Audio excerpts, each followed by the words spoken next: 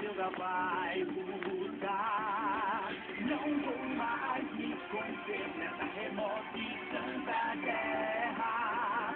A armadura sagrada